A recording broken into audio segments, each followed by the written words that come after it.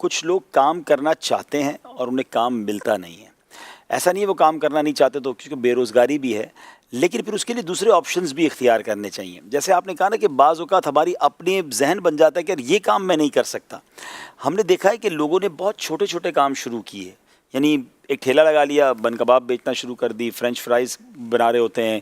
یہ چھوٹا سا کام کیا تھوڑے سے سرمایے میں، نوکری نہیں مل رہی تھی اور وہ ایجوکیٹڈ بھی تھے، سوشل میڈیا پہ ایسے کلپ بھی آتے ہیں، اور پھر آہستہ آہستہ آہستہ ایسی ترقی ہو جاتی ہے کہ کل وہ دکاندار ہو جاتے ہیں، کل وہ پھر ان کے سٹورز بننا شروع ہو جاتے ہیں.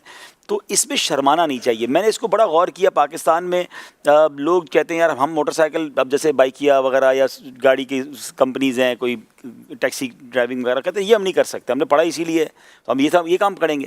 میں آپ کو بتاؤں، میں ایک بار کئی ملکوں میں گیا تو میں وہاں جب ملتا ہوں نا لوگوں سے تو لوگ بڑا فخر سے بتاتے ہیں آپ کیا کرتے ہیں. میں ٹیکسی کرتا ہوں. آپ کیا کرتے ہیں؟ میں ریسٹورینٹ میں کام کرتا ہوں. مطلب یا تو برتن دھو رہے ہوں گے یا، لیکن اس میں کوئی شرم نہیں. اور شرم ہے پیٹرول وغیرہ، شرم کس بات کی ہے؟ مطلب کوئی ناجائز کام، بس شرم تو وہ کرے جو حرام کام کر رہا ہو. آپ جب اگر ایک جائز کام کر رہے ہیں تو مجھے یہ لگتا ہے کہ یہ بات ہم یہاں فخر سے کیوں نہیں بتا سکتے. اچھا، جو یورپ میں، آسٹریلیا میں ٹیکسی چلا رہے ہیں وہ ادھر آئیں تو وہ ان کو ذرا بڑا استقبال ہوتا ہے ان کا کہ ماشاء اللہ امریکہ سے آئے، یورپ سے آئے پیسے کما کے. اور یہاں اگر کوئی بندہ ٹیکسی ڈرائیور تو اس کو لوگ پتہ نہیں کس نگاہ سے دیکھتے ہیں. تو پہلے تو ہمیں یہ والی جو ہے نا شرم اڑانی ہوگی. روایتوں میں آتا ہے کہ جو حلال کمانے کے لیے ذلت کی جگہ پر کھڑا ہو اس کے گناہ ایسے گرتے ہیں جیسے خزاں میں درختوں کے پتے گرتے ہیں. واہ واہ واہ. تو اب کس بات کی ذلت ہے؟ حرام تو نہیں کر رہے نا. اچھا، وہی والی بات، مفتی صاحب والی بات کہ مانگنے کے لیے تیار ہیں. مانگنے سے بڑی ذلت کیا ہے؟ اس کی بجائے آپ کچھ کام کریں. آپ بہت تھوڑے پیسوں سے بھی کچھ کام اسٹارٹ کر سکتے ہیں. محنت ہوگی، ایمانداری ہوگی، اچھی نیت ہوگی، اللہ پاک نے برکت ڈال دینی ہے. آپ آگے تو بڑھیں. لیکن یہ کہ بالکل فارغ بالکل نہیں رہنا چاہیے. کچھ لوگوں کو بوجھ ہوتے ہیں، والد کام کر رہے ہیں تو سارے ہی بچے فارغ ہیں، ایک بھائی کام کر رہا ہے باقی سارے فارغ ہیں. بالخصوص میں ان کی نمائندگی کروں جو بیرون ملک میں ہیں، کیونکہ داستانیں بہت ہیں کہ ایک بھائی باہر چلا گیا تو باقی بھائیوں نے کام نہیں کرنا ہے. اب انہوں نے جناب یہاں پر صرف موٹر سائیکل ہی چلانی ہے. انہوں نے بھائی کو فون کر کے صرف فرمائشیں ہی کرنی ہے کہ بھائی جان وہ موٹر سائیکل پرانی ہو گئی، وہ نہیں دلا دو، نیا موبائل آیا ہوا ہے نیا. وہ بیچارہ وہاں پر راتیں جاگ کے اور دھکے کھا کے کام کر رہا ہے اور یہاں والے صرف فرمائشی پروگرام چلا رہے ہیں. تو یہ بھی نہیں ہونا چاہیے. اگر ایک بھائی کا کام کما بھی رہا ہے تو باقی سب بھی کام کریں.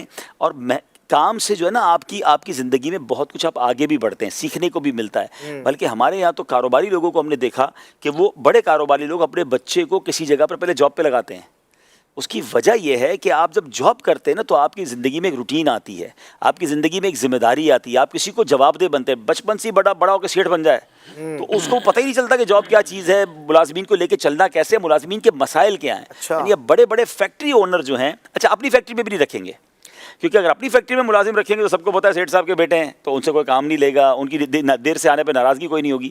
وہ کسی بھی دوست سے بات کر کے اس کی فیکٹری میں اس کو جاب پہ لگائیں گے کہ سال 2 سال آپ نے وہاں جاب کرنی ہے، پھر آپ آ کے میری سیٹ پہ بیٹھیں گے تاکہ آپ کو پتہ چلے. اچھا، پھر ایسے آدمی کو ملازم ڈاج بھی نہیں کر سکتے، ملازم جو ہے اس پہ بہانہ بھی نہیں لگا سکتے. اس کو سب پتہ ہے ملازم میں کیا مسائل ہوتے ہیں، کیا چیزیں ہوتی ہیں، اور خود اس کی زندگی بھی ایک روٹین میں آ جاتی ہے. تو بے شک اگر آپ کے گھر میں کوئی کمانے والا ہے بھی اور آپ کو لگتا ہے کہ اس کمائی کے بعد ہمیں حاجت نہیں ہے، تو پھر بھی کچھ نہ کچھ اپنے ہاتھ سے کام کرنا چاہیے. اپنے پاس اپنی آپ کی کوشش، مدینہ شریف کے پیسے جمع کر کے مدینہ شریف چلے جائے بھائی. اگر اور کسی کام کے لیے نہیں چاہیے تھوڑا کام کریں، اور اگر نہیں کام کرنا تو پھر کم از کم علم دین سیکھیں. بالکل ہی فارغ، بالکل ہی ویلے رہنا پھر وہ گناہوں کے بھرے معاملات ہوتے ہیں. تو زندگی کو مصروف ضرور رکھنا چاہیے، فارغ نہیں ہونا چاہیے. وقت کا صحیح استعمال